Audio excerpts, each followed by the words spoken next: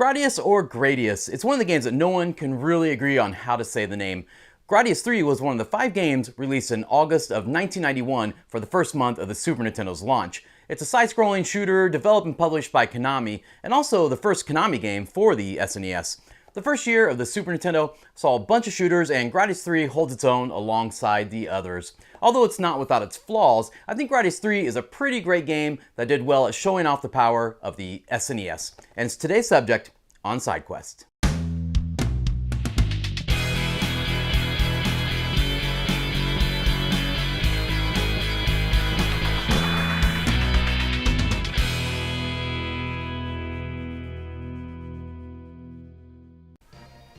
As I played through Gradius III for the first time in years, I was reminded why I love these type of space shooters and was a bit excited to play more of them after I captured the footage for this video. Gradius III is challenging, rewarding, and an adrenaline-inducing experience from start to finish. It was originally released in Japanese arcades in 1989, then ported to the Super Famicom in 1990, and eventually released as a launch month title for the Super Nintendo in August 1991. In the game, you play as the pilot of a Max starfighter purchased for you by the people of Gradius, who want peace brought to their planet that is being threatened by the enemy Bacterian. So, as a brave warrior would, you take the reign of the ship and shoot your way to saving your people. The game starts with your ship floating in peaceful space for only a few seconds. It's here you will quickly figure out the feel of your starfighter's movements with the D-pad, and that you fire with B. Seconds later, the action starts and enemy ships appear in single file formation. Every stage starts this way, so get used to it. It's a time to collect power-ups and prepare for the upcoming stage. Ship upgrades are obtained by collecting red power pods. At the bottom of the screen is a weapon upgrade selection screen. Each time you pick up a red power pod, the selection marker on the upgrade selections moves one to the right. This lets you select the weapons you want to upgrade on the fly. That adds a bit of strategy. For example, sometimes you don't want to use too many speed-up upgrades as it makes a ship hard to control, or oftentimes you want to leave your upgrade cursor sitting on a shield to help with the tough parts. This actually makes it where in some parts of the game you're dodging power-ups just to have a shield option ready when needed. I love this thought-out weapons upgrade system in Gradius. It's totally great. Gradius III throws the player right into the heat of the battle and steadily ramps up the difficulty as the game progresses. With 10 brilliantly designed levels to explore, not to mention a couple of bonus levels, this game constantly challenged me and demanded my attention. Each stage takes on a life of its own and possesses new challenges around every corner. Whether you are dodging countless fireballs from a volcano or trying to carve your way through the terrain, the game always teaches you a lesson. As you complete each boss battle at the end of a stage, you feel a sense of accomplishment and progression, but only for a second. You're immediately thrown into the next stage with some upgrades to your spacecraft and a new challenge ahead. The customizable loadouts, difficulty settings, and high score totals make this game worth coming back to over and over again. Each boss I encountered had its own little quirks and challenges to overcome, and the feeling of accomplishment is genuine as you move on to the next stage. The only letdown in the entire game might be the final boss, where Bacterian is taken down rather easily, although one may argue that the entire stage is the final boss battle.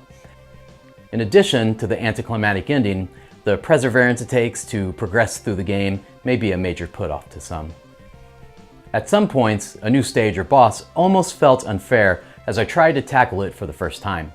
I never like to critique a game for being too hard, but I have to admit, this one definitely tested my patience. Luckily, the SNES version of Gradius III has multiple difficulty settings, which will let a player ease into the hours of grind ahead of them.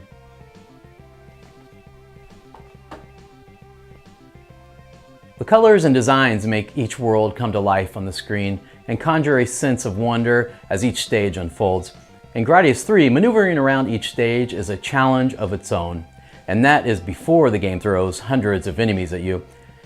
It's amazing how an old arcade shooter can balance punishing gameplay with brutally tough level design. I also found that the enemy design was very impressive. Combine all these features with a classic soundtrack that helps drive your mood throughout the game, and you have the makings of a very memorable experience. However, with the positive, there are some negatives with Gradius III. Most notably is the insane amount of slowdown that can occur even with the slightest amount of enemy ships on the screen. It's instantly noticeable right from the beginning of the game when you get into a level and meet your first horde of enemies. Where graphically Gradius III shows players a glimpse at the great things to come for the Super Nintendo, I feel the slowdown in the game was a bit of an embarrassment. The best launch titles should show off what the system can do and get players excited about its future potential. The slowdown did the opposite and showed off what the Super Nintendo was not able to do, handle lots of sprites on screen at one time. However, this is not necessarily true because other games would come later in the Super Nintendo's life that could handle tons of sprites, no problem, but unfortunately those would come later, and for now it was a potential negative public perception. As far as the slowdown goes in Gradius III, it can sometimes be a positive in the game. There are many times when the action is intense and the slowdown can save you by helping you maneuver in a tight spot or have an extra advantage dodging enemy fire. Another negative in Gradius III is there is also a considerable amount of flickering sprites. You'll see this most when you have a fully stacked weapon setup and you are rapid firing at an end boss mayor. Still, Gradius III is a gem in the long list of arcade shoot-'em-up games, and is a must-play for anyone that is a fan of the genre. If you get frustrated easily or don't like to put in some hard work to beat a video game, then this game is not for you. But also, don't forget the good old Konami code is back for Gradius III to help you through those tough spots. If you enjoy the grind and sense of accomplishment from beating a difficult game, make sure to put Gradius III in your queue. And when those end credits roll, don't forget to ramp up the difficulty and beat that high score. Hey, thanks for checking out this video all about Gradius III for the SNES. What would follow in the Super Nintendo's lifespan would be a ton of other great shooters, and Gradius III was really a great way to kick it off. It's fun, has great graphics and gameplay, and a fantastic upgrade system. Even with the slowdown issues, it's a game I really enjoyed, and honestly, it really has me craving going back and playing the first Gradius on the NES. Anyway, are you a fan of Gradius III or any of the Gradius games? Do you pronounce it Gradius or Gradius? Let me know your thoughts in the comments and be sure to join me in my next video.